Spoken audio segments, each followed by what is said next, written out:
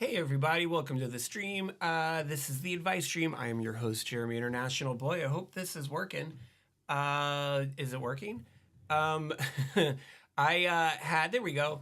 Hey, it's working, everybody. Welcome to the advice stream. I'm your host, Jeremy International. We're live on Twitch. We are live on YouTube. And we're live at JeremyInternational.com. Hey, Jugsy, welcome to the stream. Good to see you, Jugs. Good morning. Good morning there in down under there, Jugsy. The advice stream, if you're new, the advice stream is the only stream, as far as I know, I don't know, where we play old video games, we play the classics, and we, my brain, jeez Louise. And we do advice. That's it. That's why it's called the advice stream, because we do advice.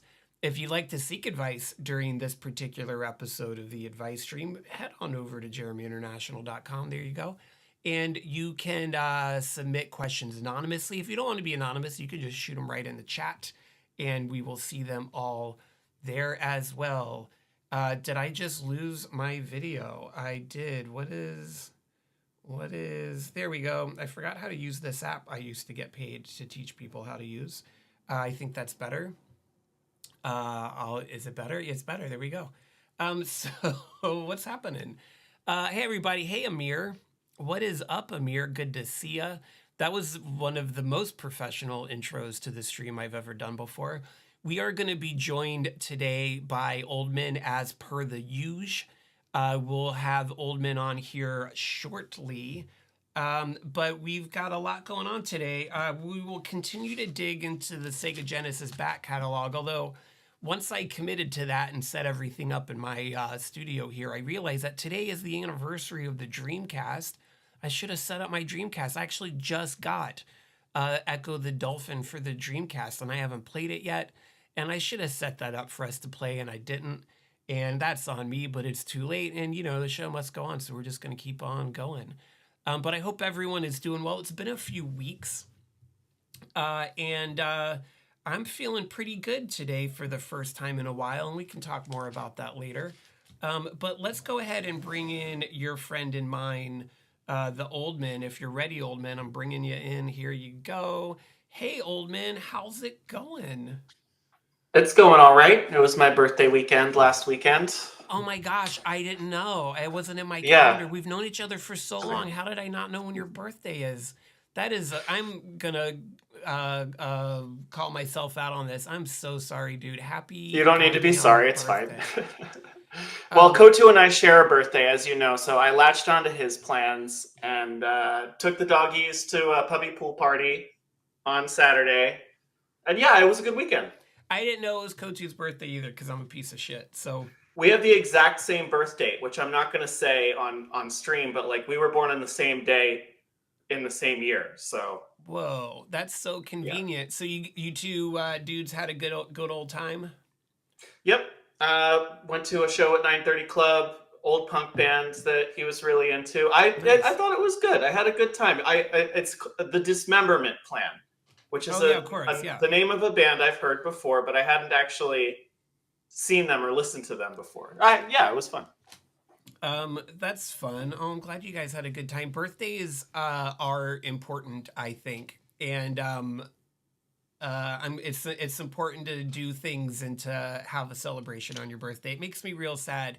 People don't want to do their birthday. I respect that, of course. I'm never going to push anyone to celebrate their birthday, but there's a part of my heart that gets sad when people don't want to make a big deal about their birthdays. Because birthdays, it's if there's ever a day where it's just about you and to celebrate the fact that you exist, that's it. And people should celebrate that, I say. That's my 2 cents. Yeah. And hung out with one of my very good friends at the puppy pool party. Data slipped into the water and I had to save him. He doesn't like the water. He can swim. He just really doesn't want to. But Jordy was just bounding around and having the best day of his life. That's terrific. Well, happy belated. I'm glad you had a good time. I think that she would be okay in saying that Freddie's birthday, I don't think she's on the stream, is the day before Halloween, and it's a big one for her. So we're doing Ooh. something. I don't know what. She's one of those people where she wants someone else to get together her birthday plans, Yeah. and that's fine. And that's going to be me. And I've got to figure out something. We're running out of time. So we'll do something fun, I'm sure. We went to one of my daughter, who's 4 years old, one of her friends had a big birthday party this weekend, and that was super fun. Um, so here's other news. We got kittens. We have 2 kittens. What? Yeah, When did this happen? last week before, last week, just last week, a week Mm-hmm. ago. We, have always had 2 cats since we moved in together, and one of our cats sadly died last year. So we've just had one, and we were talking about getting a kitten, but then we figured we might as well get 2, just because the cat we currently had before we got the 2 kittens that's Captain Wow, and he's pretty old. So we Mm-hmm. decided to get 2, and then we talked about it for like months. We're like, we should go to the SPCA. We should look around for cats. We went to our local pet store to pick up some cat food, and they were having an adoption event, and we were like, well, let's check it out. So we did, and I don't have a picture or anything. Give me a second. I bet I can find a picture. And we got 2 kittens, and they are real nice kittens. What does your daughter think of them? She loves them, and one of them loves her. Here, hold on. I'm gonna do it. I got it. You ready? Let's see it. Oh wow, I love the transition, and they're That was really adorable. good. It was Oh really man, the good. technology. Our daughter named the one on the left, the black and white one's name is Rainbow Thunder, Rainbow Thunder. I which love sounds that. like an LGBT terrorist organization. I support that. And the one on the right, his name is Boris Pink. Do you know Boris is a Japanese sludge metal band? I have not heard of that. They're real good, and their big album's called Pink. He's part Russian blues, so we wanted to give him a Russian name. So we started Uh with huh. Boris, and then we decided to go full. Rainbow Thunder and Boris Pink. That Yeah, those names go together. I think. Are they yeah, they actually do. siblings? They weren't sure at the adoption place. They couldn't confirm, but Rainbow Thunder in particular is super sweet and is already like jumping up on my daughter's lap to hang out No. with her already. They're like best buds. But yeah, I that's our news. That's the big news, at least, is we got 2 kittens. I kind of self-diagnosed myself last week with seasonal affective disorder for the summertime. Because as soon as it Hmm. started to get cool, I've just been in such a place for months. And as soon as it started to cool off outside, I felt so much better. I Oh, I'm think, the same way. yeah, I don't do the summer. I'm not gonna say I hate it. That's a strong word, but I struggle in the summertime for sure. Yeah, and like I grew up in Florida, and in Florida during the summer, you people talk about it like it's so wonderful, such a wonderful place to be. You can go to the beach, et cetera, et cetera. But for me, like growing up, I might have done some team sports as a kid if it wasn't so hot all the time down in Florida. Yeah, And like, once I moved up here, I moved to Boston, and then I moved here as an adult. Like I could tell that like I belong in a place that has less. I mean, it was pretty bad up here for the summer too, but yeah. like, yeah, it's better than being in Florida usually. I feel like it gets Florida. Tell me that I'm wrong. It gets Florida like in the area where we live occasionally, but it's not like Actually, constantly Florida. this year was the very first time ever that like I went to a trip. I went on a trip to Florida last month, and it was actually hotter up here than it was down there. Ugh. Yeah, it was bad, but So and normally it's better. there's so many great things that happen in the fall, and you've got the Renaissance Festival, and you got Halloween, and you got sweaters and scarves and cute little hats, and it's the best. um I don't think I ever realized how much I struggled during the summer before. Um but uh but I certainly do, and I'm glad Hmm. that I understand that about myself. I can maybe go into next summer being a little bit more prepared. And then also that the summer is over this year. At least it's starting to feel like it. Hopefully it'll continue to do so. Another nice thing about the fall for me and Kotu is that there's this like long-standing group. They call themselves the Skeleton Crew, and they plan out events every single weekend, twice a weekend for like all of the up until and right after Halloween.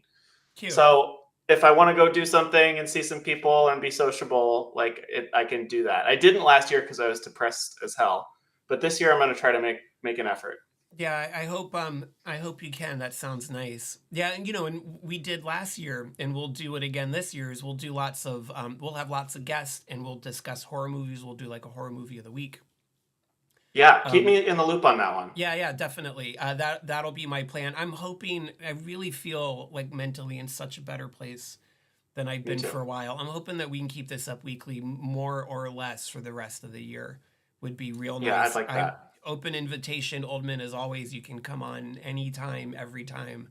It's up to you.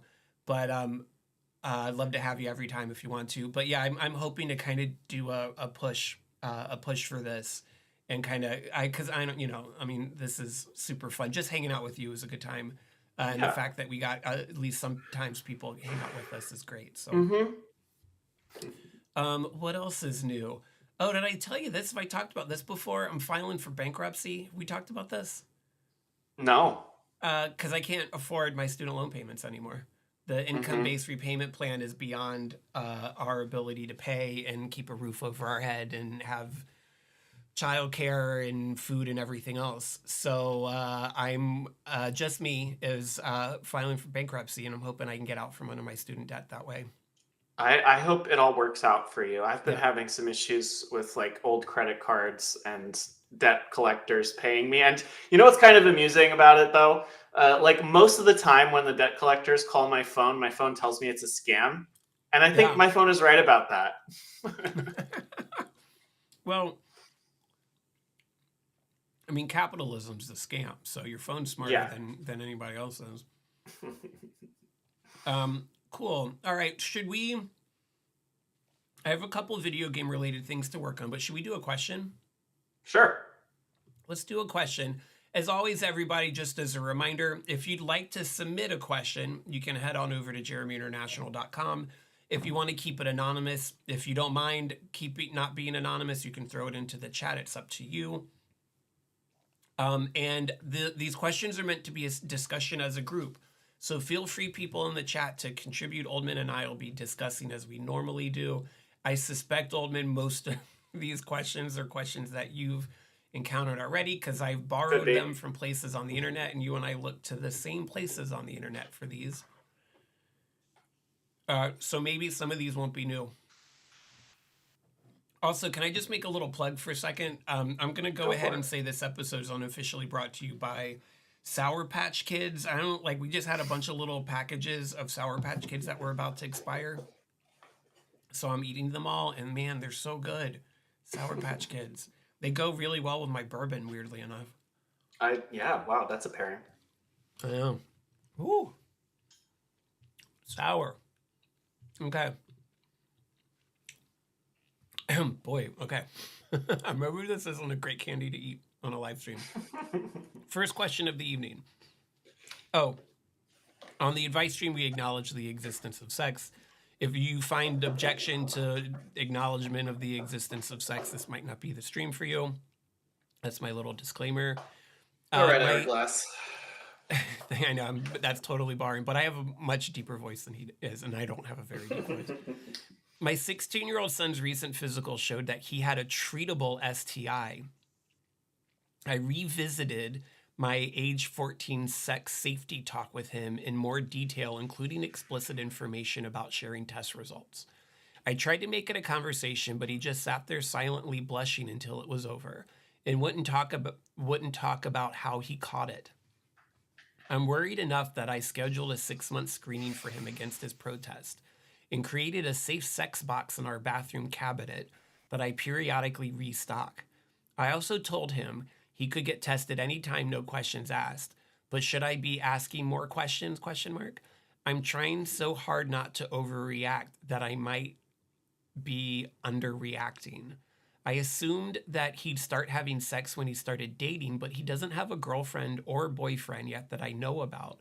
And I don't know how to talk how to walk the line between privacy and safety here. This could be a stupid teenage thing, but I worry it could also be a sign of abuse. I've never been a helicopter mom, but we live in the suburbs, so I have to drive him everywhere. And I thought I generally knew what he was up to. My husband died 6 years ago, and I need another parenting perspective. I don't want to violate my son's privacy by bringing this up with other parent friends. I had hoped his pediatrician could give me some advice, but he just recommended we move my son out of pediatrics and had no parenting tips. What should I be doing here? So, long story Good short, boy. this woman's 16-year-old son has some kind of treatable STI. She doesn't say which one it is. She said that she revisited her age 14 sex safety talk, which I have some comments about. And that, as far as she knows, he's not dating anybody. So she's starting to get concerned that there could be some kind of abuse going on. She said that he has to drive him everywhere, so it's not like he's going places she doesn't know about. And she's concerned about balancing his privacy with his safety.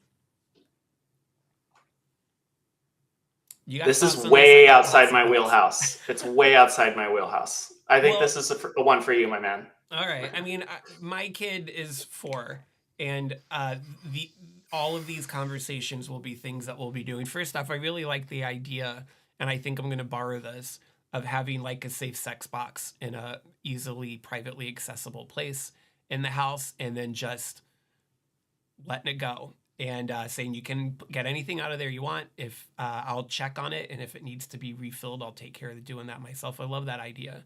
But the oh, by the way, just Oinky Art, am I saying that right? Just Oinky Art's chatting for the first time and says, "Wow." I get the need to give your kid privacy, but at some point your kid's safety needs to come before privacy.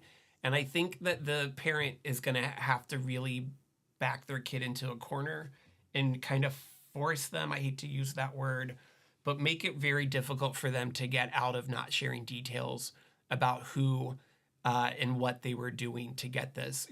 The fact that they haven't shared that they're dating anybody, the fact that they don't really go anywhere or do anything that you don't know about because you drive them everywhere, I think is concerning. And at some point, the need to protect your kids' privacy, especially at such a young age, should be outweighed by your obligation, your responsibility to keep them safe. And I think you got to know, you got to get your kid to tell you how they got it, who they got it from. Also, I think that you maybe with the help of a third party, I'm not sure how that would work necessarily, is having a conversation, because he got it from somebody. So it's either another kid in your community, and their parents need to know that their kid hasn't had a checkup and their kid still has this STI that is currently not being treated. Or he didn't get it from another kid in the neighborhood and he got it from an adult. And at that point, you have really big concerns and you need to call the cops.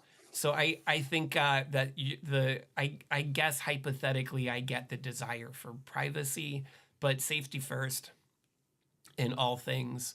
And you got to get your kid to tell you.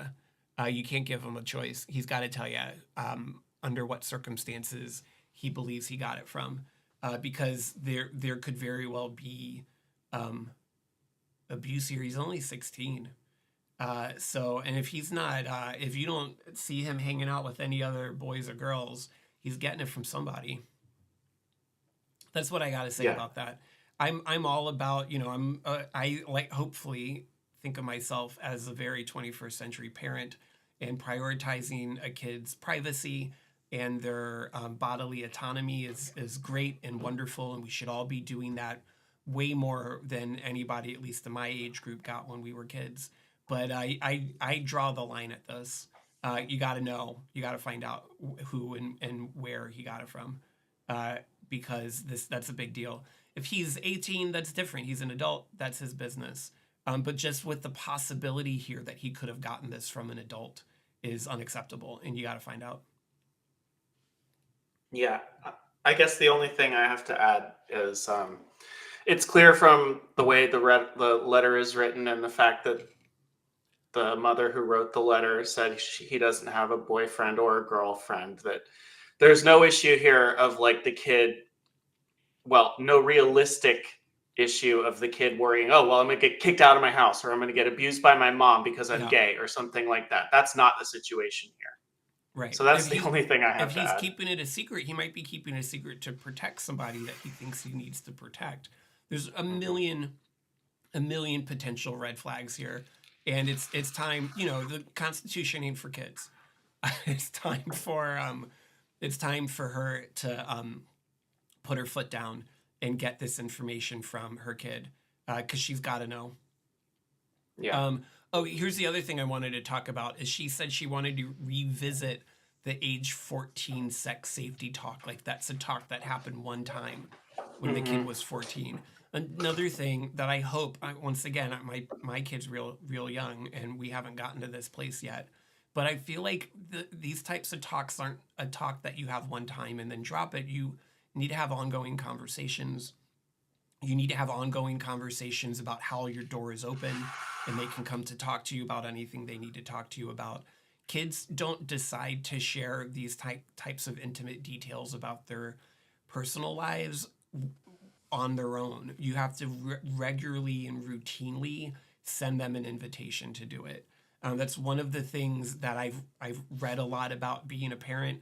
I hope that I'm ready for my kid to be a teenager, but that's one of the things that I very much believe in. Is this type of the sex talk isn't a talk you have once.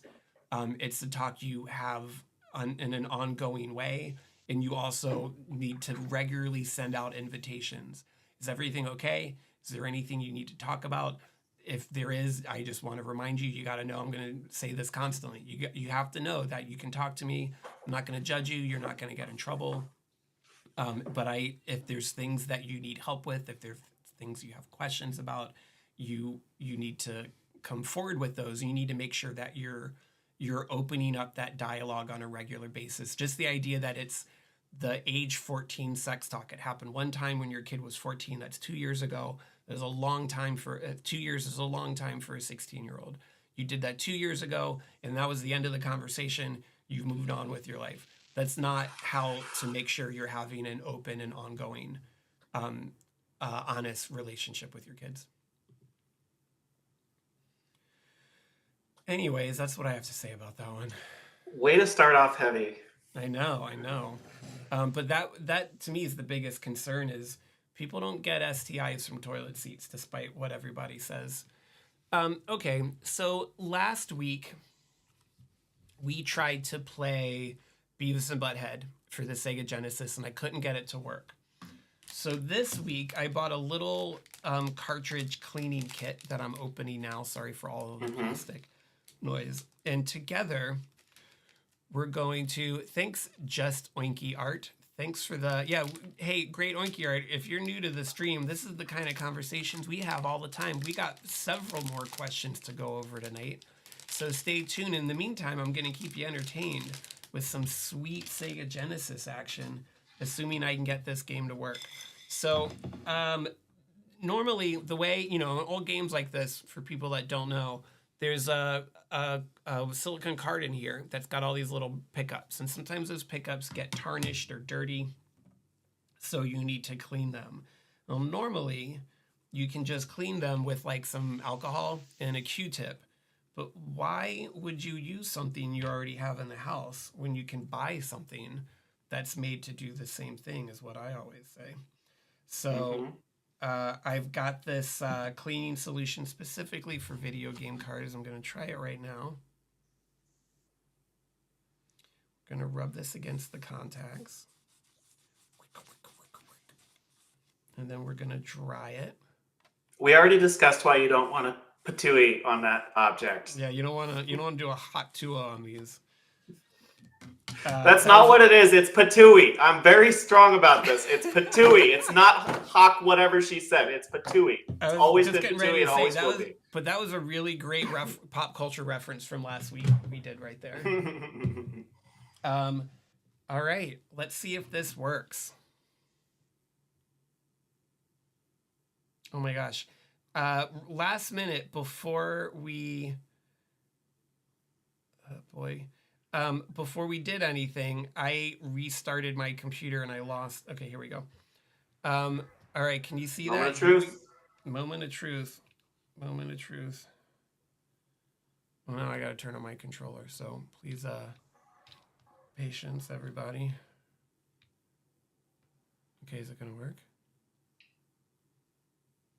Come on, Beavis. I know. I don't know. Seriously. Oh man, that means I gotta go call this You guy got on a eBay and dud. give him You a got piece a of my dud. mind.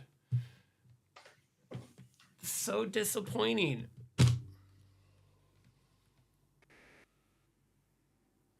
Well, It looks fine. Try it one more time. Because there's a couple games, if you remember, Oldman, there's been a couple games we've been trying to play over the last couple weeks that haven't worked. mm-hmm. We're gonna Whoop! try. No, that's Well, the yeah, that's emulator. just I always get fooled yeah. by that. Yeah, if you're new to the stream, I'm playing.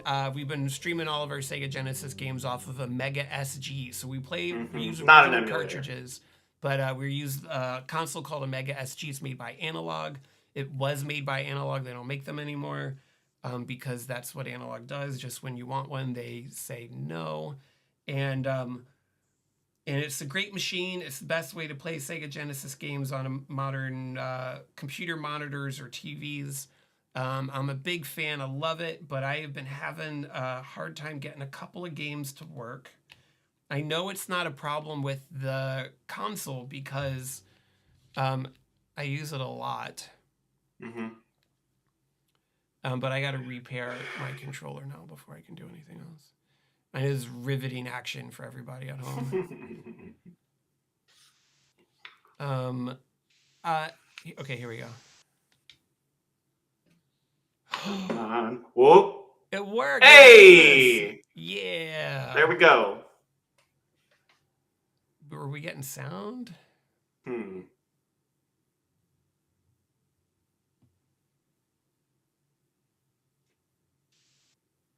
Did I speak too soon?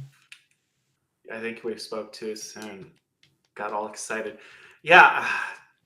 Sometimes you got to finagle with these things. It looks like, yeah, if the splash screen loaded up, that does give me some hope that in the future this might work. Yeah, I'm trying one more time. I just did a reset. Okay, one more time. Third time's the charm. One more time. If that doesn't work, I got plenty of other games to play. But let's try again. Because I really want to play this game. I was probably not very good and I'm probably going to be greatly disappointed. But if you're just joining the stream, hey everybody, this is the Advice Stream. We are live on Twitch and YouTube. I am joined as always by Oldmin, friend of the show and all around super dude. We've already done one question about what a parent does when their 16-year-old boy gets an STI.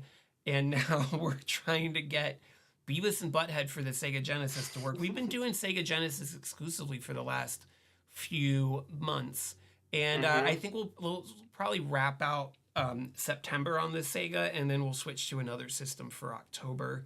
But also in October, we're probably not going to be doing a lot of games because we're going to be doing a lot of movie discussions because we're going to do a horror movie situation for October. So we might even just do no games in October at all. Okay, I'm trying one last time. Come on, Beavis. Come on, Butthead. Well, you mentioned the Dreamcast earlier, and I don't know if you heard about this in the news, but as like one of the very, very small stories in the presidential campaign, Harris's VP, Tim Walz, was apparently totally obsessed with Dreamcast at one point. And so like that came out, and then I saw that Wired magazine did like a really ridiculous deep dive into trying to figure out which game he played the most, and interviewed like these like young men who'd worked on his campaign, like, and apparently he gave them the Dreamcast and they couldn't quite remember what it was that he played, but they think that it was Crazy Taxi. They think that's the one that was his game of choice on the Dreamcast, which is a valid choice. Everybody had Crazy Taxi if they had a Dreamcast. And the music in that is I didn't hear that part. Great. Okay, well, as Amir says, this Sega cleaning kit sucks. And it does. So I'm not giving up on this yet because I don't think I'm going to be able to get my money back. Not that it costs a lot, but we shall see. So another game I've got recently, this is another one of those like essential for the Sega Genesis, is Toe Jam and Earl. You ever see this game? You know? Oh, that is an excellent game. Absolutely. I've never it's a played classic. it, but I also just got it. And we're going to try this one out now. Maybe this game will work. And we'll play this for a little bit. A game I've been wanting to play for a long time that I've had for a while is this is kind of like a not super well known, I think, game for the Genesis. This is Buck Rogers. Countdown to Doomsday, and it's a real-time strategy game. I think it looks like it's a real-time strategy game. So maybe we'll try this a little bit too. I'm more of a Flash Gordon kind of guy than a Buck Rogers kind of guy, if you know what I mean. I don't know what that means, but nobody knows. Nobody under 50 knows what you mean by that. Either of those things. I'm not 50. I'm under 50. I'm sorry. You just said you didn't know either, though. So I'm not a lot under 50, but I'm under 50. Have you ever seen the 1970s Flash Gordon movie that Queen did the soundtrack for? That movie's nuts. Okay, this works right away. Yeah, and the music in this game is good. Yeah, that's what I have heard tell. It's so 90s. Oh my gosh, yes it is. It looks like it's there's go ahead. Oh, I was just gonna say there's like this whole genre of like 90s gross out animated stuff like Ren and Stimpy, Toe Jam and Earl. Beavis and Butthead really too. Stuff in the 90s, let me tell you. And like every toy came with like slime, not like the cool kind of slime kids have now that's got like bits in it and you can pick it up and put it down and it doesn't stick all over everything. The slime we had when we were a kid was a mess and it was horrible.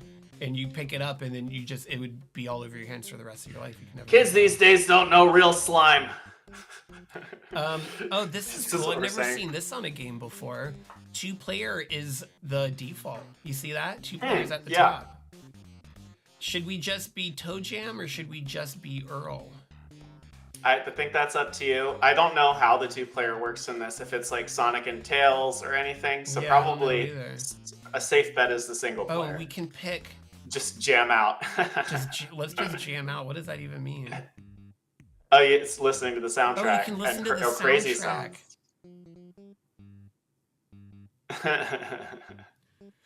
Hold on, I feel like the volume's a little low. Let me see. I've got it turned up to the max.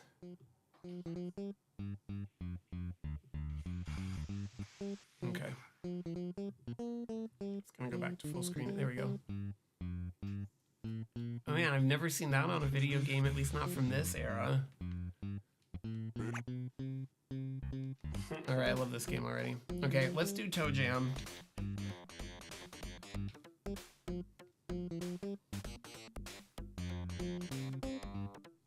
Okay, so I'm walking around. Is this a box of tissues? Weird. Okay. Is this a cross? Are there like subtle Christian underthemes to this game that no one ever That looked more like a gift to me. But perhaps this is a subtle conversion kit. Yeah, I know. All right. Well, that was fun.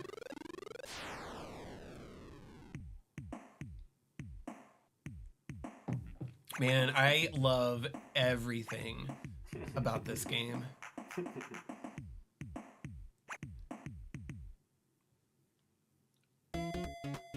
Why did I remember this as a side scroller?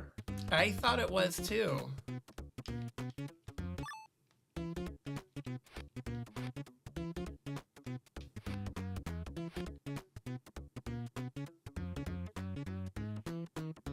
All right. I can already tell I'm gonna like this game. We're just gonna play it for a little bit. Well, now I can't move.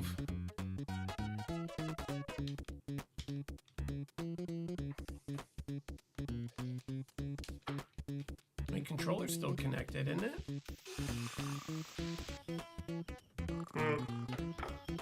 No, it's not. Oh, that might be a problem.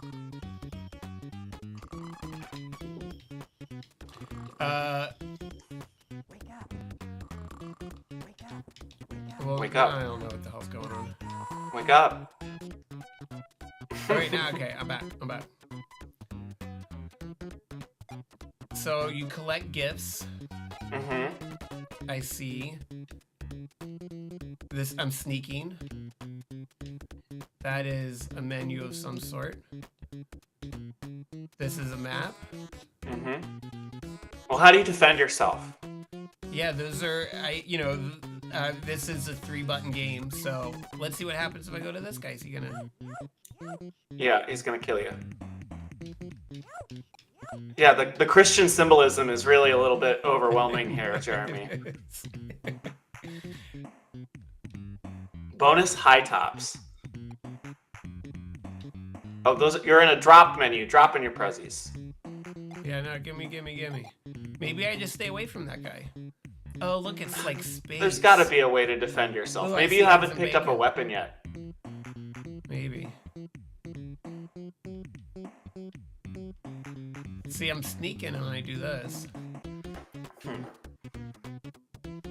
All right. Can I get Game past this FAQs guy time. and get to the eggs and bakey?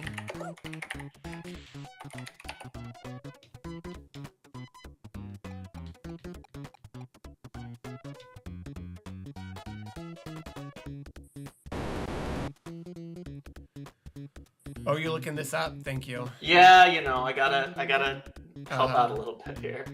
Okay, start button, A button, action button. The A button is for sneaking and using presents, apparently. Whoa, okay, so I got the high top, so now when I sneak, I can go fast. Ooh, a cake. The object is to find all 10 of your ship's pieces. Some of the levels have pieces and some don't. Alright. Yeah, I thought this was a platformer too, like I'd be just, fighting bad guys or whatever. So apparently you don't fight these guys, you just run away from them. I mean, it's possible that there's a way to open the presents, apparently. So maybe some of them are usable as like a weapon, but I don't know. It doesn't say anything about attacking anybody so far. But yeah, apparently you want to open the presents, you press B, you select it with A and press B. To use it, it says this, and this is a little confusing. Open it by pressing B and selecting it with A. So I think that's mixed.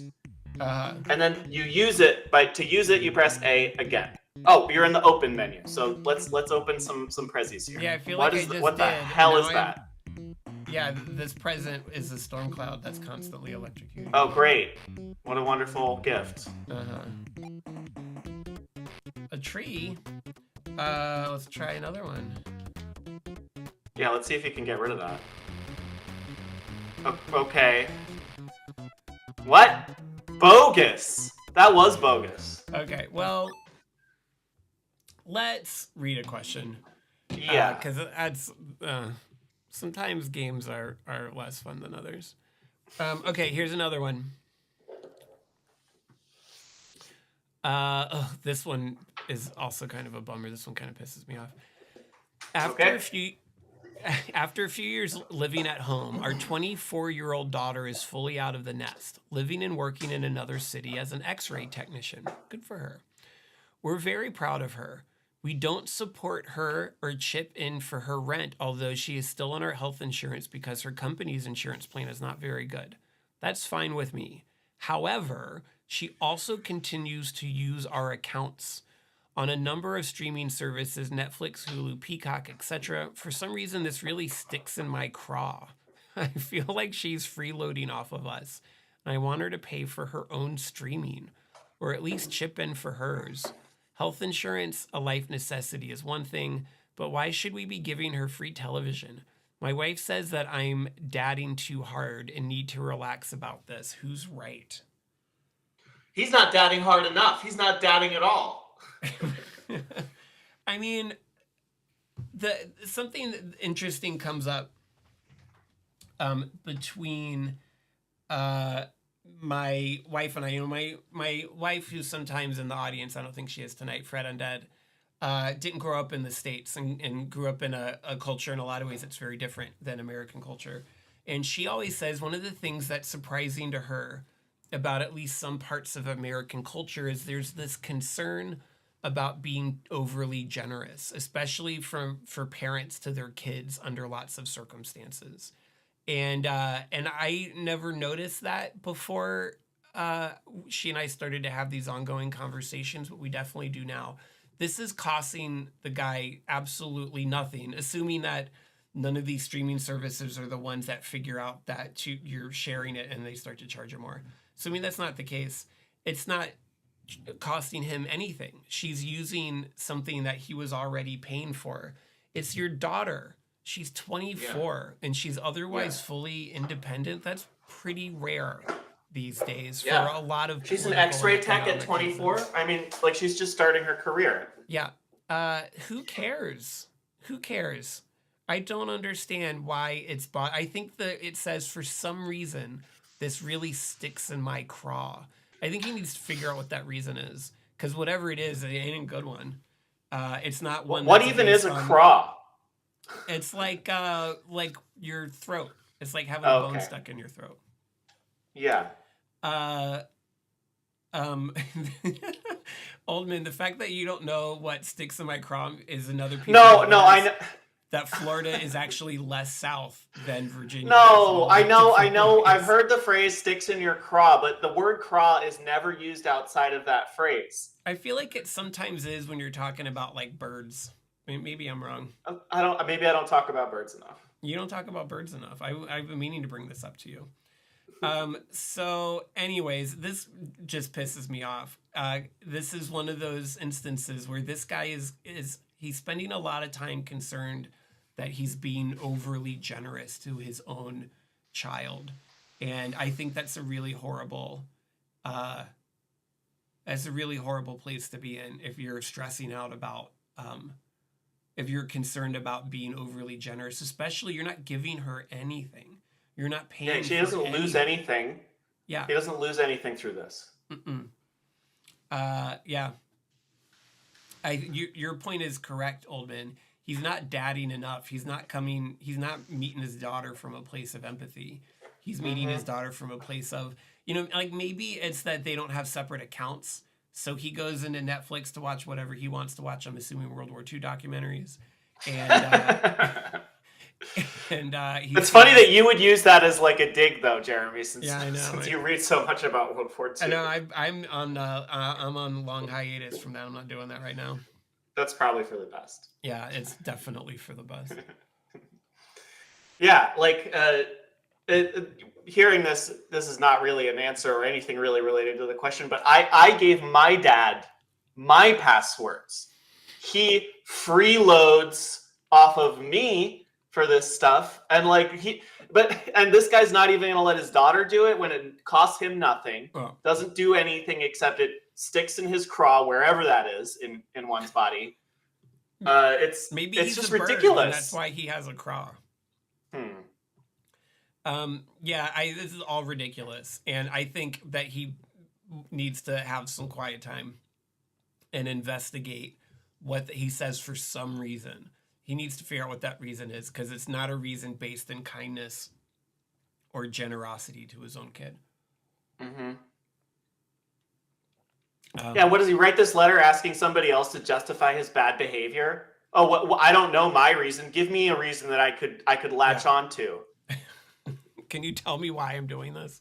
Right. That bums me out. This is what I do with people that I share my streaming passwords with. Is I make sure they have another account, and I ignore it. I just pretend it's not there. It doesn't cost me anything. There's profiles, and every one of them have profiles now. So you won't even have to worry that your World War II documentaries are going to get interspersed with like reality TV or whatever, or Coen Brothers movies. I'm going to assume this girl, just because she deserves a little kindness, has some good taste in what she's watching, and he doesn't. I'm gonna guess she's 24-year-old X-ray technician. That means that she's kind of nerdy. I'm guess on Netflix that it's all anime. And maybe that's that he's frightened and confused about the anime because he doesn't understand it, and he's Right. sick of it being like recommending that he watch anime, and that's what he's upset about. And so just get her own account. Speaking of anime on Netflix, have you seen Delicious in Dungeon? Man, that's a good show. Mm-mm. It's kind of like Dungeons and Dragonsy. There's like these explorers, and they go and adventure and quest in a dungeon, and they fight all kinds of monsters. But they have to go back into one in a hurry, and they don't have any money, and they didn't bring any food with them. So while they're there, they have to figure out how to eat how to cook and prepare the monsters that they fight for food, and it's great. It's I like fun that. and cute, but then like anime is, it gets weird and scary and terrifying sometimes. But I really enjoy that. It's just I think it's 2 seasons that are out so far, and it's real good. I have an album of the week. I'm all over the place today. You want to see my album of the week? Of course. My album of the week is Black Sabbath album called Heaven and Hell. This is Ronnie James Dio era Black Sabbath, and it's so slick. It's so like perfectly produced. It sounds like $1,000,000. Dio, if you don't know Dio, he's dead, but he sings like an opera singer. He's got this really amazing, powerful voice. And in the fall time, this is how I know that it's fall, is because I have a strong desire to just listen to metal all the time. And this album's great. I don't even know what year it is. Because it's Dio, it's got to be early 80s, I'm guessing. Right after, I don't think he took over just after Ozzy left. I think there was another guy first. But if you're feeling metal, like old-timey, like 80s, just really well-produced, like wall of sound, perfect sounding metal, check out Heaven and Hell. I've been listening to it a lot. First track is called Neon Knights. But knights like with a K, like on horseback, but they're neon. Anyways, that's the album of the week. Just Oinky Art has a recommendation. Has Been Hotel on Amazon Prime. I haven't heard of that one. I'll check it out. Amir says that Delicious in Dungeon is a wholesome show. It's a good way to describe it. It's wholesome. Definitely makes you want to eat food. Although I don't know if I would eat any of the monsters that they eat on that show, but I guess if you're there, you would have to. One of the things I really like about Delicious in Dungeon is for a long time, I've had a regular Dungeons and Dragons activity in my life, and I haven't for most of the last year, and I miss it big time. And Delicious in Dungeon feels like a really goofy Dungeons and Dragons campaign that was maybe put together by like a professional chef or something. Just Oinky Art is talking about Has Been Hotel. It says it's a musical cartoon started as a YouTube pilot by an indie animator. Ooh, I like all of that. Have I seen bits and pieces of that? Maybe I have. It's got a huge fandom online right now. People are posting a lot about it. So I know what it is. I haven't seen any of it yet. But yeah, it looks good. It's got a good animation style. Yeah. Oh, and it's got Keith David in it from everything. He does everybody's voice, Keith David. Cool. I will absolutely check out Has Been Hotels. Thanks, Just Oinky Art. We've been watching, we're only about an episode and a half in. We've been watching The Rings of Power. If you've ever seen this show before, you know that I'm a big Tolkien fan. And I have mixed feelings about that show, but the parts of it that I really like, and I'm just in for the ride. It doesn't always feel super Tolkien-y, and it certainly makes a lot of divergence from the source material, but everything does. And that's not a deal breaker for me either way, as long as it gets kind of the vibes right. And it doesn't always get the vibes right either. But the thing I like about Rings of Power the most is I feel like I'm talking about my wife a lot in this show.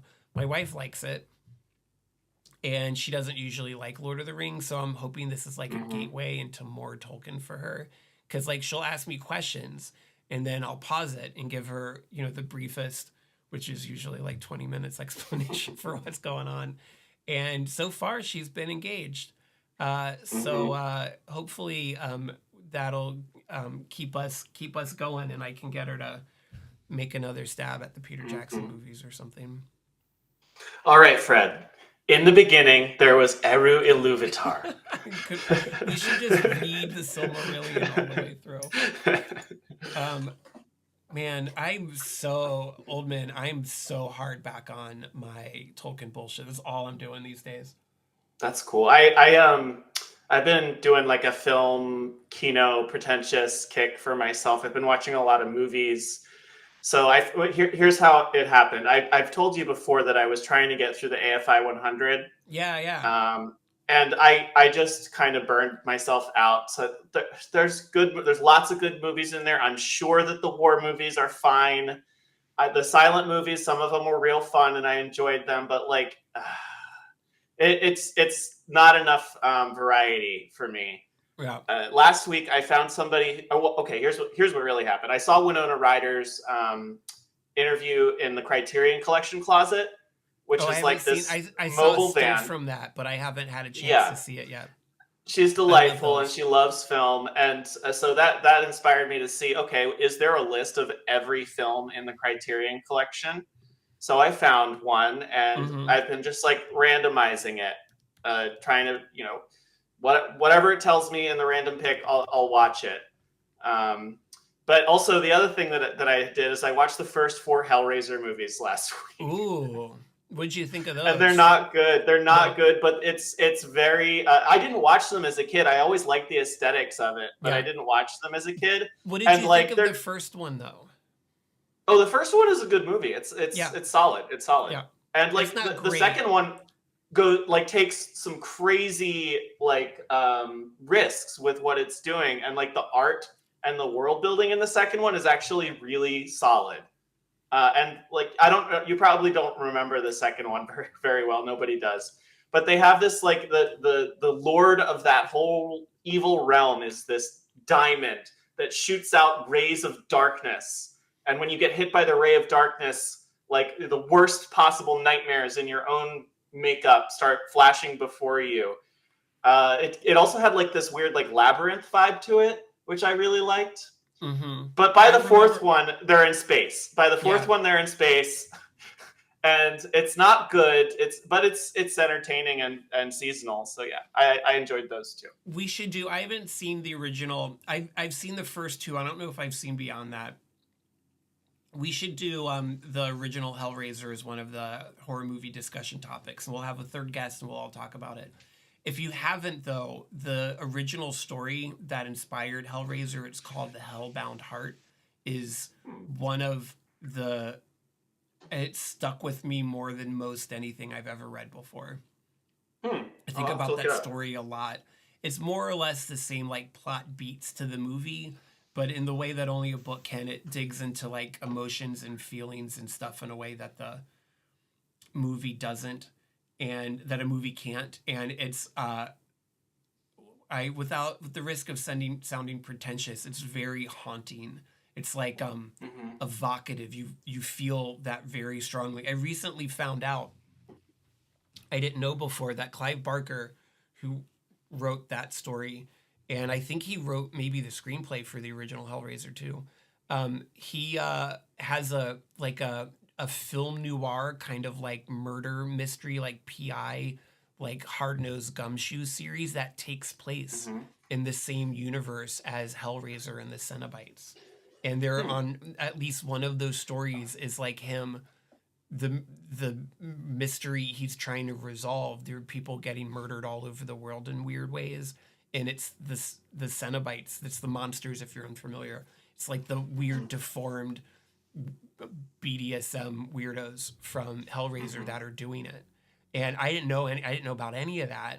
And now I desperately want to read those stories. Maybe that'll be a fun fall project, is to get into that series. Just Oinky Art says, I've been meaning to read that book. Clive Barker's art also slaps. I don't know if I've seen a lot of his visual art before. Yeah, if you're looking for it, the Hellbound Heart is, I don't think it's even a full length novel. It's closer to a short story. It's not long.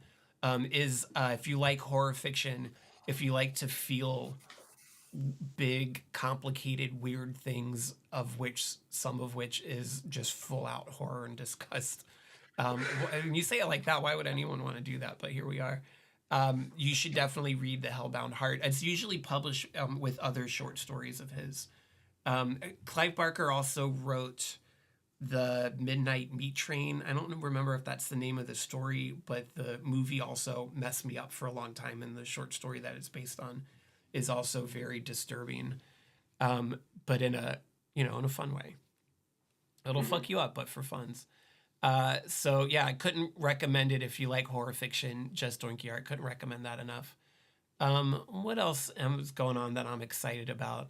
I've been reading a lot of comics lately and having a good time, like mainstream. I've been reading a lot of Fantastic Four and having a good time with that. The current run that's still ongoing for the Fantastic Four is a blast. It's super fun and weird and sci-fi nerdiness in the way that Fantastic Four always should be. Uh, I subscribe to Marvel Unlimited, so I pay like $10 a month, and I have everything that Marvel's put out up until 6 months ago. So that's a very worthwhile monthly expense for me. What else you got going on, Oldman? What else is coming up that you're excited about? Any movies or TV shows you're jazzed about? Well, it's not going to be till next year, but Interview with the Vampire, I still think you should watch it because it's just such a well put together show. I haven't seen a show that good since I watched Succession. Not that those two Wow. things are really comparable, but Succession was brilliant as well. Yeah. I was always like, before I watched Succession, I resisted it because those NPR people were always trying to make me watch it, and like, I listen to NPR a lot, and like, I don't know, I was being resistant to watching it, but yeah, they were right about that one too. Um. Ooh. Sorry. Don't eat Sour Patch Kids while you're doing a live stream. That's a lesson I just learned. Oh, and the other thing, this is completely not media related, but I've been taking my dogs on really long walks in Greenbelt National Park, which is close to where I live. And that Oh, has that's been really nice. good for me and for them to like get some cardio in Yeah. and to like bathe in the forest during the day. So yeah, I'm trying to do that as much as I can. Um, so yeah, I feeling good. I'm feeling better than I was during the summer as well. Good. I'm so glad you and I have that in common. Next summer we can just like commiserate in the air conditioning together. Um, yeah, I'm. Uh, what sorts of things am I excited about? You see, I'm gonna probably have to resubscribe to Paramount Plus first off because Star Trek Lower Decks is coming back. Hmm.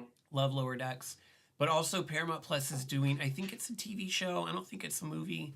Maybe it's a movie. I think it's a series though. That's a prequel to Rosemary's Baby that I'm excited about because I love Ooh. that movie. That's one It's that's on my really list. problematic. You haven't seen Rosemary's Baby? Mm-mm. Okay, But it's on my list. we'll definitely watch that for October horror movie discussion night. And Sounds there's good. a little throwaway line. This is how all prequels start. There's a throwaway line in the movie where they talk about this young woman that lived in the apartment before them, and Hmm. she met a horrible end. And this TV show is apparently about that young woman. Hmm. I always think that's funny. There's so many things that are like that. Like I haven't seen it yet, but the last voyage of the Demeter is also like there's this little throwaway line in Dracula about the ship that brings his coffin to England Hmm. and everyone aboard the ship was dead. And someone read that and they're like, "Oh, we can make a whole movie. That's just one line. There's no rules. We can make a whole movie about that." And then they Hmm. did. And apparently it's a good movie. I haven't seen it. Or like the prequel to The Thing that's also just called The Thing is there's this little scene about the Norwegian camp that everyone died somehow horribly in, and they made a whole movie about that too. Yeah. So I'm not necessarily against that, I guess. No, I mean, I do not like the financial structure and incentives that have turned everything into a prequel, sequel, et cetera, et Yeah. cetera. But if they If it's can make it good, work artistically, like yeah. with even with finding a tiny little hook like that in the original story that they can get their teeth into, yeah, that's fine. Yeah. If it's if they can do that in a way that it's good, then I accept it.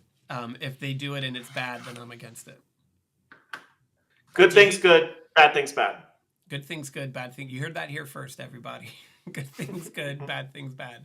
Um, did you see the prequel to the thing? But I love the thing, so I should Yeah, check it out. it's worth watching. It's not terrible. Uh, it's uh, it's different from what I would have expected it to be before I saw it for sure. And there's a lot of CGI stuff in it, and Mm-hmm. CGI technology is great in a million ways, and it's made movies show us all kinds of crazy, weird, fun, exciting things that we never could have seen before. The problem with something like The Thing is the original movie, is like 1980, 81. So it has to be practical effects because they didn't have anything else. But then when Mm-hmm. they make a prequel and they use CGI, that they're way less restrained in what they can show us. And as a Mm-hmm. result, it kind of really changes a lot of the dynamics of the story. It's one of those just because you can doesn't mean you should kind Mm-hmm. of situations. And I think that kind of makes the movie suffer a bit, is because they can show us anything they do, and it detracts Mm-hmm. for sure. Let's do another question, Sounds and good. then we'll see what we're going to do next. This is another question about sex.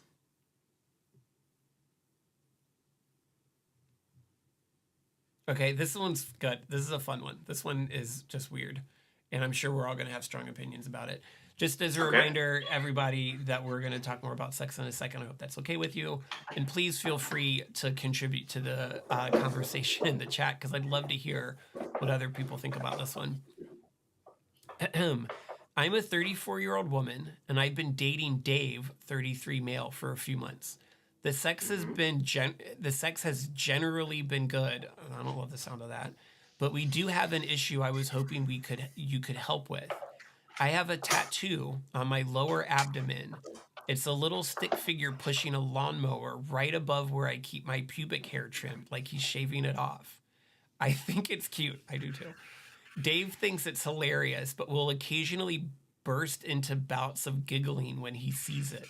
It totally kills the mood when we're getting down and dirty, and it happens maybe 1/3 of the time we have sex. When I say kills the mood, they're quotes, I don't just mean it takes one or both of us out of it. It often kills his erection and he starts telling jokes instead of continuing. Then I start laughing too. And while it is nice, it's not sex. I've had thought our time together would acclimate him to it, but he finds it as hilarious as the first time we slept together. And I see no sign of it getting better anytime soon. Is there a way I can get him to stick to sex when we're actually having sex? um, she seems like she's super cool and funny. And, like, that's really wonderful that you can tell jokes and laugh and make each other giggle and have a good time. Sex is one of those things I think that people oftentimes take too seriously or want it to be serious, and certainly sometimes it is. But other times it's just fun, especially with someone you really care about and you're having a good time together. And laughing and giggling is great in that particular moment. But if it's to the point where you're no longer able to have sex, it gets to be a problem Mm-hmm. eventually. Yeah, I Um, agree. I mean, I've said it before on the stream that sex is funny. There's a lot of funny stuff that can yeah. happen during sex. And being Um, able to laugh about it, usually being able to laugh about it means that the mood is not killed. But in this situation, this guy is just so amused by yeah, I know. Lawnmower Man that he just can't help himself, and he finds it the same amount of funny every time, to the point that she's writing an advice letter about it. Yeah, I know. So there's a couple chats that unsurprisingly have been auto-modded that I'm going to allow. Jugsy Mm-hmm. says, touch his penis. That's a good way to get That's a way. the action rolling again. Um, Amir says he should get a funny tattoo too. I love that idea. Even though you've only been dating Mm-hmm. for a few months, it doesn't need to be matching. But I think that's a solid idea because then everyone will be laughing. It'll kind of take the edge off of everything. Um, Jugsy says if you still got pubic tattoos, you need to learn to have silly sex. Lol. Yep, that's also very good advice. Jugsy. I mean, how long? It says a few months. This has to eventually die down. Yeah. I think that you need to be patient and let this kind of take its course. The problem is, I don't know if you ever heard this theory from Mel Brooks, but things get incrementally funny, and he says, and I tend to agree, that things get incrementally funny or increasingly funny in increments of 7. So like you tell a joke one time, maybe it's funny, maybe people laugh. You tell it a second time, fewer people laugh. You tell it a third and a fourth and a fifth time, you get less and less laughs each time. You tell it a sixth time, you get maybe no laughs. You tell it a seventh time, bigger laugh than the first time. In my experience, that can often be the case. This will be one of those things that maybe you'll get in the swing of it, and it won't be so disruptive. And then, 7 times later, it'll be more disruptive than it's ever been before. Yeah, it's like the Christian Shaw is a horse bit, that really famous bit. Yeah, that's exactly it. The more there's exponential growth in laughs, the more you do things. Just Oinky Art says, I advocate for a tattoo of prostating cultists worshiping around the penis from a bird's eye view. There's a lot of, as a person that's gotten a lot of tattoos, getting a tattoo in that particular area seems kind of intimidating, but sure, why not? I think that you need to stick with it. You need to kind of integrate the laughing into your sex life. This idea that laughing and giggling kills the mood, maybe you need to change the mood. That would be my first piece of advice. If you can integrate the silliness into what you're already planning on doing, it seems like the best bit of advice I can give you. But if you're in this for the long haul, if you like this guy and you're planning on being together for a little while, it's gonna have to diminish eventually. Jugsy says, it has a preferred direction. Turn your willy into lean. Oh, like the Tower of Pisa. I got it. Anyways, that's my advice. If it's killing the mood, don't worry about trying to avoid killing the mood. Change the mood. Adapt. And I can see where she's coming from. Like, even though, I generally think laughter and funny things are always happening during sex, not just funny tattoos. People bang their heads together. Yeah. Something goes wrong. You get your ankle twisted. I don't know how that would happen, but anyway, funny things are always happening during sex, and it is important to be able to roll with that and to enjoy it for what it is. But I can also see why she would be concerned about it if it's bothering her, if it's a repeated thing. And then at the same time, like you said, as much as this guy seems to really enjoy the joke and is really hooked on it and hooked on her, clearly, it is going to go away over time. There's no way 10 years down the line he's going to find a lawnmower man. He might still giggle sometimes, but you can't do Christian Shaw as a horse for a whole 10 years. But if you did, boy, is that going to be a big payoff eventually. Maybe. Anyways, I love this one. And, this reminds me, I think we read a question a long time ago about this guy that was complaining because his girlfriend refers to her having an orgasm as nutting. And he, her orgasm as nutting. And, he was really upset about it, and the advice we had and the advice everyone in the chat had was, She seems really cool and funny, and if you're not down for that, then you should break up with her and let her go out with somebody that appreciates how Mm-hmm. rad she is. Yeah. Yeah, yeah. This seems like that's one of those. If it kills the mood, change the mood. Keep going. If he's otherwise healthy, then he'll recover. He'll recover quickly. Anyways, that was fun. I love that one. I love that idea for a tattoo. I'd have a hard time not giggling at it too. All right, I don't want to play Toe Jam and Earl anymore. Okay. But I don't know what I want to play now. Excuse me. Are there any games you're playing these days, Oldmin? I was really, really into Baldur's Gate 3, and I still am going to finish it. I'm like right at the end. I'm maximum level. I have a few quests that I need to do. And I went on a date a couple weeks ago with a huge Baldur's Gate 3 fan, and we talked about it, but it didn't work out. And I think that, like, I'm sorry, it has nothing to do with the game, but it did kind of deflate my my desire to play it for a little while, because I was like, damn. I can relate to that. I understand that feeling. But anyway, yeah, I'm going to finish it. And yeah, but that's really the only one I've been playing recently. Too loud. I just got my physical copy of Space Marine 2 in the mail. We were playing Space Marine 1 on the show for a little while. Mm-hmm. I haven't had a chance to play it yet because our PS5 is otherwise being utilized. Okay. But I don't think I'm going to stream that just because there's a million people streaming that, so who cares? But I'm excited to play that eventually. I'm so sleepy now. Well, I just put in that Buck Rogers game. You want to try it out? Yeah, let's just see what it looks like. Let's see what it looks like.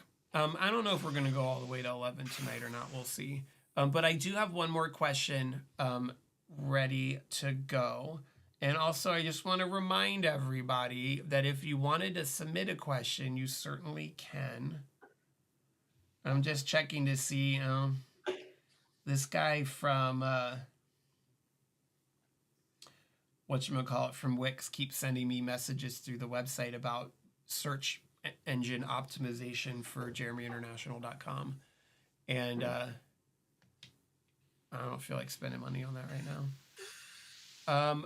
But anyways, hey, it's an old EA. Look at that old EA logo. Wait, I don't have it up. Oh, I can't see it yet. You missed it.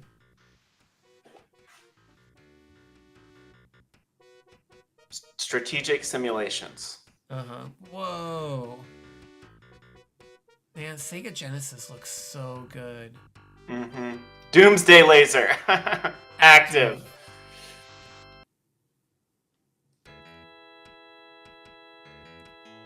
The 25th century? By TSR. The D&D people. Yeah, the old D&D people. I didn't realize that. Mm-hmm. Oh, this is interesting. Create a character. Drop character. Save game. Restore game. Begin adventure. Create a character.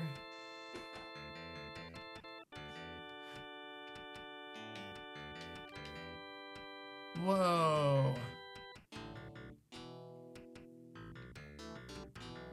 Well, if it is a strategy game, it has a lot of RPG elements, clearly. It's got to be RPG. I think I was wrong. Let's do a female character. Why not? Although, 1990, whatever.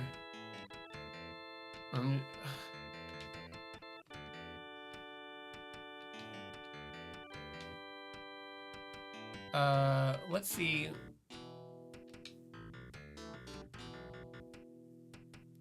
Desert Runner. Oh, I see. Okay. So these are races. Mm-hmm. It is just like D&D. Let's do, I don't know what a tinker is. Let's do a tinker. And then tinkers can only be medics, so that seems less fun. A desert runner. Rocket jock. Is that like Rocket a pilot? jock? Warrior. And then human can be whatever they want to be, just like us. We can be whatever we want to be.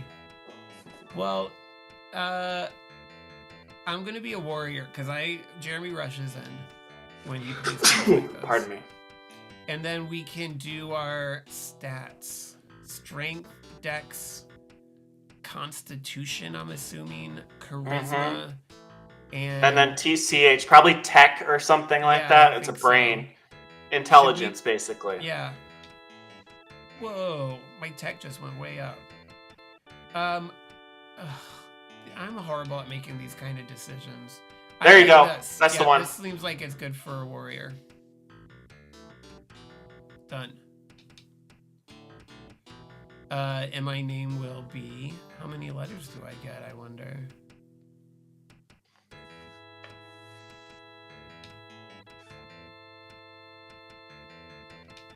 Just Donkey Art says, Tinker is probably a knockoff gnome/dwarf. I agree. That's what it looks like to me. Yeah, I think you're right. What am I doing? Jerb. All right, wow. I'm already impressed. Choose a combat figure.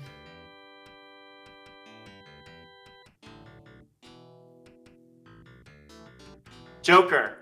I like this guy. Or do I like this guy? He's got a sword. Yeah.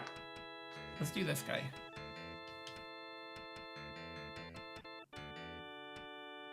Whoa.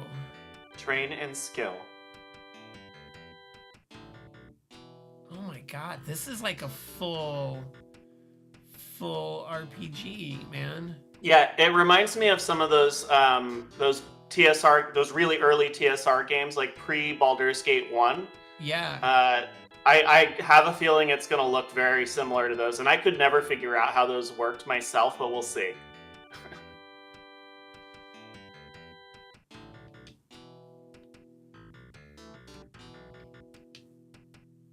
I feel like demolition. So I get these little laser guns are the number of deals I get. Mm-hmm. And these two that are there already, the little laser guns, must be the ones I get by default because I'm a warrior. Mm-hmm. I am the warrior. Library search.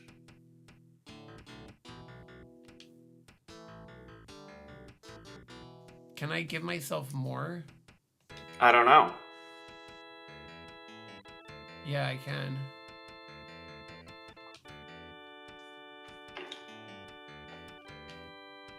Maybe first aid. I probably have a little bit of first aid. Oh my god. I was not expecting this. Pick warrior weapon specialization.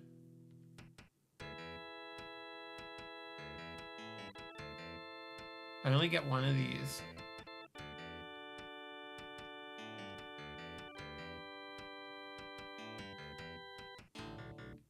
There are a lot of skills in this game. Yeah. I'm gonna do a laser. I'm looking at the game FAQs again here. Oh yeah?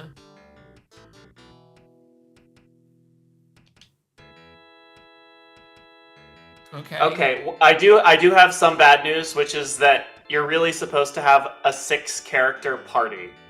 So keep that in mind. How do I do that? You'd have to create 5 more characters after you're done with this one. Why don't we just start the game and see how quickly you die, though? I want to see what the actual game looks like. And play the game next week. We could do that too. I mean, I love character creation. Yeah, let's. We'll do another human, but this one will be a female, and we'll do a rogue. It won't take as long this time because we know what we're doing now. Because we know what we're doing. I think that's a good rogue, right? I mean, you need more dexterity generally for a rogue, but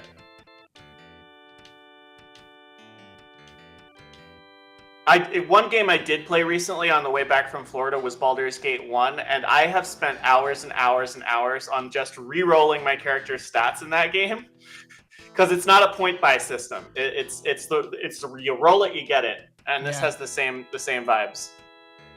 I'm trying to get it high. That's pretty good. I think so.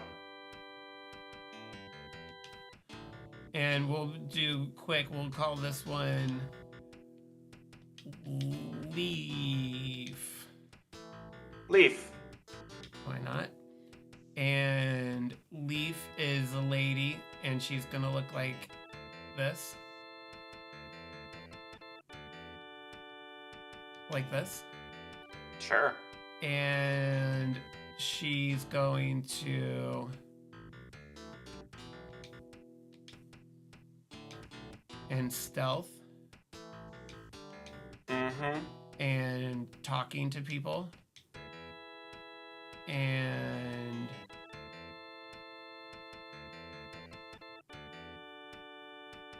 perception? I don't know. And we'll keep going. And this one we'll do one of these little weird guys. And he's a medic. And that's good. Mm-hmm. And he needs to have... I'd guess tech, but I don't really know. Let's see. Ooh.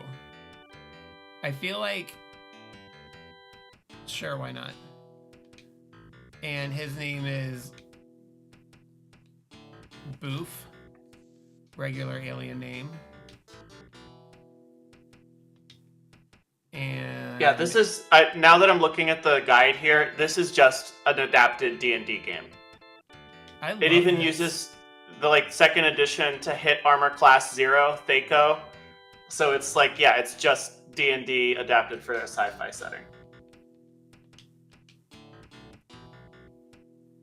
And he took a course at the Annex and Library in computer programming. And he is good at I got a question. Can you keep scrolling down? If you go to the bottom of the skills, are there more skills that you can see just by continuing to click down? I'll have to do that next time around. I already finished that guy. Okay, let's keep going. And then we'll do one of these guys.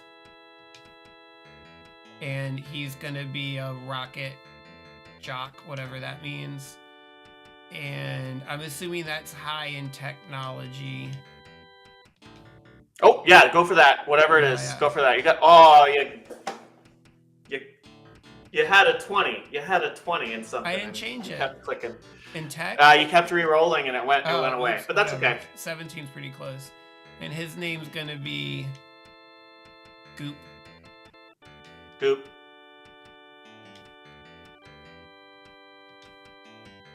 And he's going to be this guy.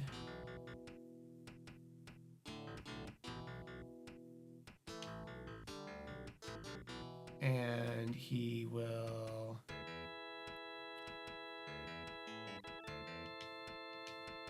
and then he's really good at repairs and computer programming and let's say zero gravity maneuvering because he works in space. Oh, I forgot to scroll down again. We got one more to make.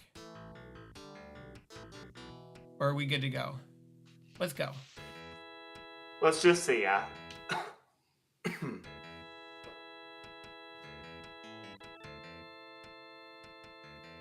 You join Neo to fight the Ram Menace.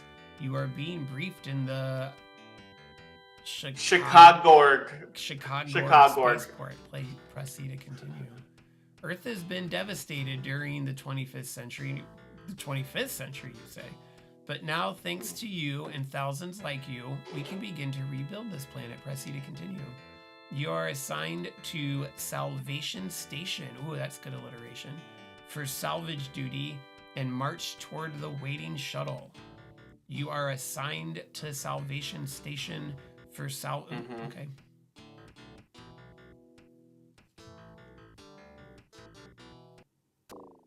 Oh, Random? Did I die? I don't know. Fighter. Ooh, that looks so Uh-oh. cool.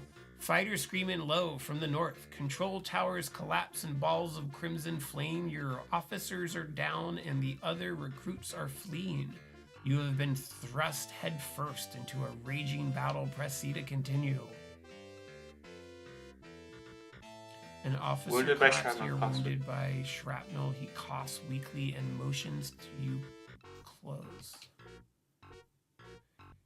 He whispers, missile control, enemy must have cut automatics. Activate the defense. Arg. What is he, Charlie Brown?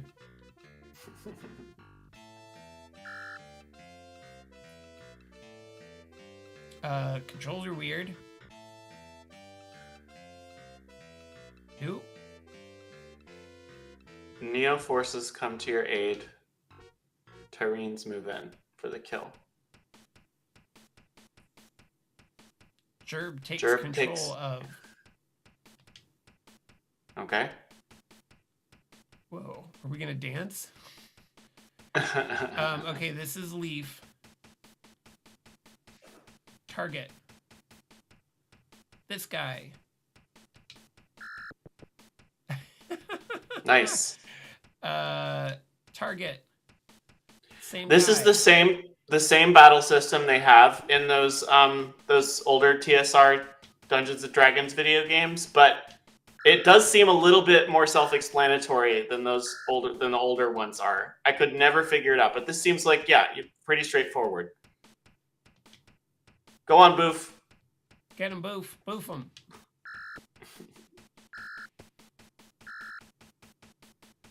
So the blue guys with the helmets, I don't control them. Those would have been, I'm assuming, then the other characters if I had made a bigger party. Maybe. Blah!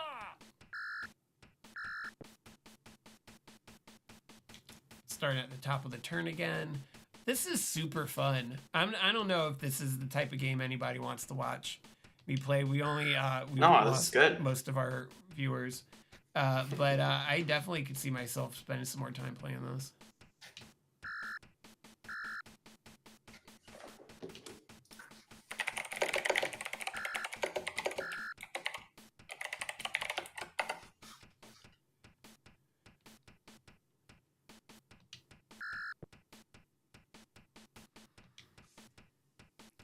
Glad I didn't pick anybody with a sword.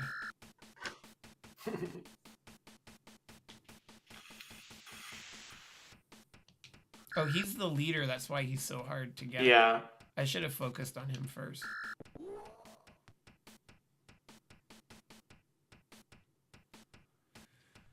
Fun. The team has won. Each character receives 75 experience points. The team has found 210 credits. This is just like playing Dungeons and Dragons. Mm-hmm. What is this? I don't know. Oh, these are things I can buy with my credits? Mm-hmm. Maybe. Dazzle grenades. Four spacesuits. What does a smart suit do? Will it tell me? I feel like we should have spacesuits.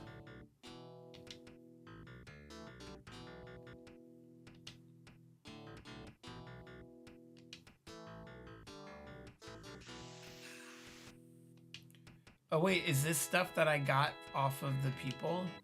Yeah, I guess you have to give it to somebody. I have to give it to somebody.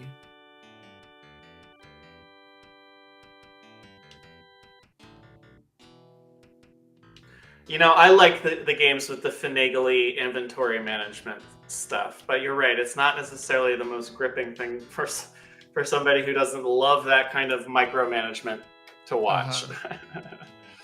But the graphics are great here. Like I'm surprised. Like $1 million. Mm-hmm.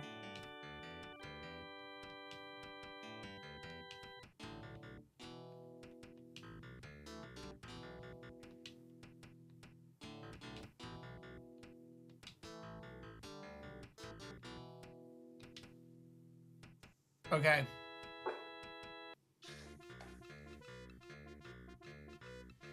I'm Save your gonna game. what? You can save your game. I think. I'm assuming I can save it in some way or another. Save game. What's weird is the confirm button is C, Mm-hmm. and that doesn't seem right to me.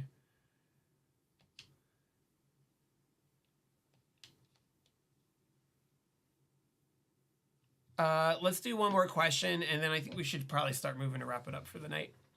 Mm-hmm. We missed so long to just Oinky Art. He said it's been lads. I don't know what that means. Okay, last question for the evening. I'm a cis man who got divorced from a cis woman about a year ago. Up until my divorce, I had a pretty conventional sex life. But since then, I've been exploring. And by exploring, I mean hooking up with men on occasion, which has been a positive experience. But recently, I kicked things up a notch. I participated in a 5-guy orgy with some people I met online. Everyone played safe and had a good time.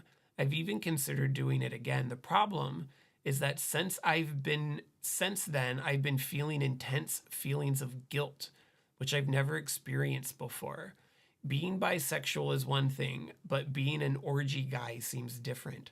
I also plan to settle down with a long-term romantic partner someday. I'm afraid that most people would be distressed to learn that about a potential partner. I wouldn't necessarily want to keep it a secret, but I'd definitely be afraid to reveal it. Am I wrong to feel this way? No, he's not wrong to feel that way, but the people who would judge him for that, given that it was safe and he had a good time, screw those people. Why? Why? I mean, those. He's right. He's right to worry that someone might judge him, but that judgment wouldn't be appropriate for them to give anyway. Yeah.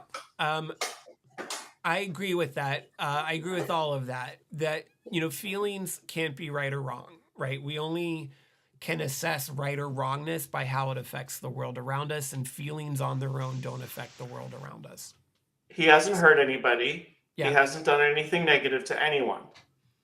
And So so, anybody who would judge him for it is wrong to do that, yeah, in my opinion. he has engaged in a sexual experience that is way outside of what has been the norm for him. And there's probably a lot of internalized homophobia. I know I'm reading in between the lines, or biphobia, I guess in his case. I think when you feel guilty about something that you've done, you need to be analytical. Do you feel guilty because the thing you did had a negative impact on yourself or others or on the world? Or do you feel guilty because there's some outdated and unfair societal expectation about how you're supposed to behave and you didn't behave that right way? If it's the second one, then you need to process that and try to grow through it. If anything consenting people do in a safe and educated and honest way with each other, as long as they're all adults and consenting, there's nothing wrong. You didn't do anything wrong. There's nothing wrong that you did. Would a future partner, especially if you see yourself settling down with a female person, since that seems to be this letter writer's higher preference, is if that's the right term, would they be upset by this news from your past? If they are, they're probably not the person for you. I mean, I also feel like engaging in a 4-way orgy, going back to having just a standard vanilla relationship with your sexuality, also seems like it's a long shot, to be honest. And so if you're going to settle down with a partner, regardless of what their gender or sex is, that you should be looking for someone that's not going to judge you for that. Because if they're going to judge you for that, then they're going to be closed off to all kinds of experiences that are likely to be valuable to you. Yeah, and there's women out there who won't care about that. There's guys out there who and won't there's care women about out that. there that will think this is the hottest shit that ever That happened. too, absolutely. And they'll be more than excited to hear every detail about that experience or any other experience that you've had with men. So I'd say pick apart why you feel guilt. Your feelings are yours. You have a right to them. There's no such thing as good feelings or bad feelings. Feelings are just feelings. But if you're feeling this way because of some internalized biphobia, or some even if it's kind of like subconscious adherence to what you think are social norms, process that, pick it apart, maybe go to therapy, maybe talk to a trusted friend, try to work out why you feel that way, because you don't have to feel that way about this. You didn't do anything wrong. Now, as my mom would say, if you feel guilty, oftentimes it is because you did something wrong and you need to figure out how to make it right. And I agree with that. Guilt is a psychological tool that we can use to check in on ourselves and know when we've done something wrong and start the process of making amends for that.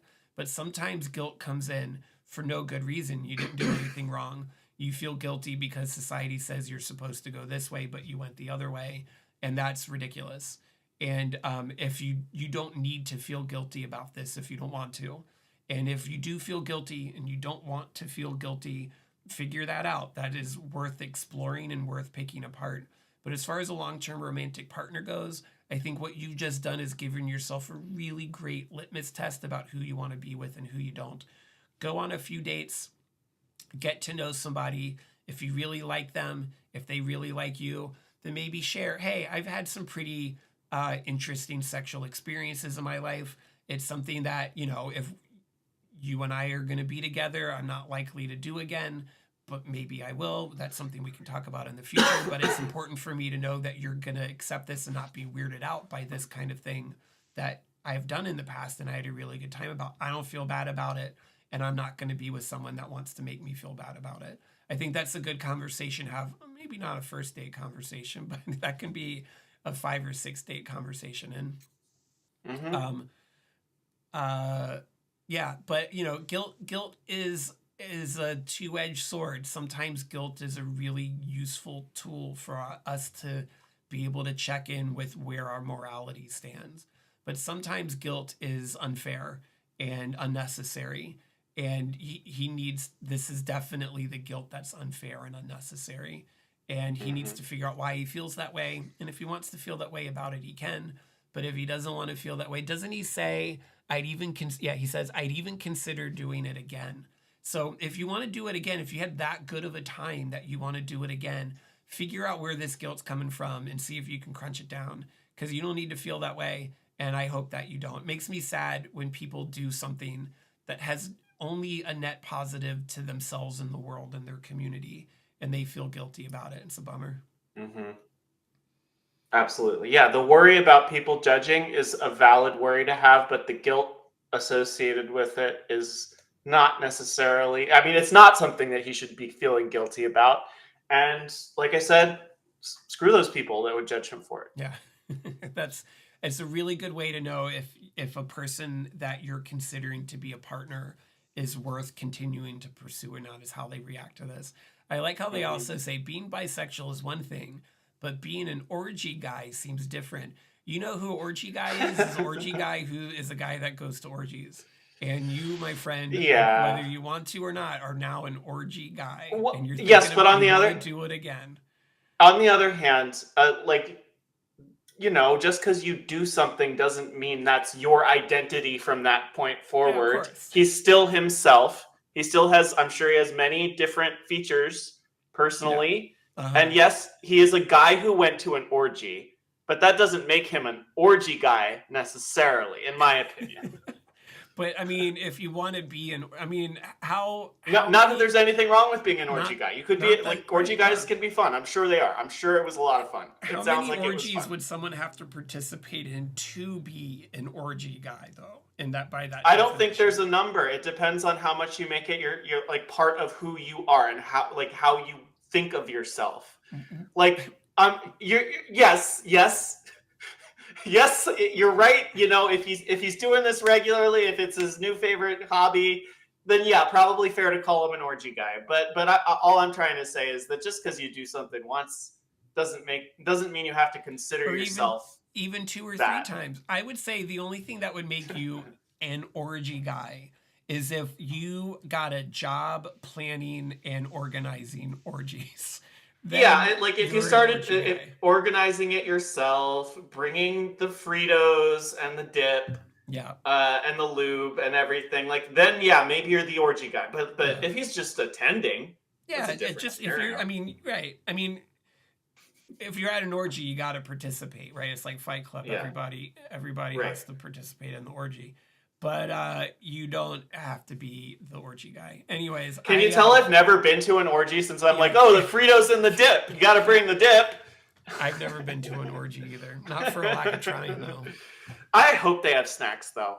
I would. I'm I'm sure you'd sure get they hungry have at some point. snacks. Yes, you gotta carbo load. Or, as we always used to say on church night, you gotta carbo load up to get down, if you know what I mean. That's a Okay. good tip. On that note, let's wrap it up for the night. I'm a sleepy Gary. Most everybody's left the stream already, anyways. But thanks so much for hanging out, Oldmin. I missed this. This was fun. Anytime. Keep me updated about your movie thing. I would like to come down and see you soon. For whatever reason. So Yeah.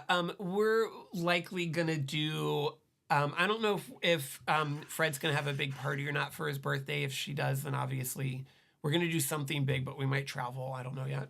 But we should definitely hang out soon. Now that the fall is here, I can make like a big pot of chili or something and have a bunch of people over. Do a lot of sounds good. fondue this winter. Sounds like a good idea. I would probably have a rule about nobody brings their dogs though, because now we have two little That's kids okay. running around. Yeah. But yeah, thanks for joining everyone. It's always good to hear from the regs like Jugsy and Amir. Thanks again, everybody. This is the Advice Stream. I'm Jeremy International. I was joined, as I so often am, by Oldman today. We played a couple random Genesis games. We could not, unfortunately, get Beavis and Butthead to work, but I'm going to keep figuring that out. And we will see you. I am committed to every Monday. We'll see you for the foreseeable future, hopefully every Monday till the end of the year. And we'll have lots of horror movie discussions in the month of October. I'm really excited about that. So we'll see you next time. Thanks for joining, everybody. Have a good one.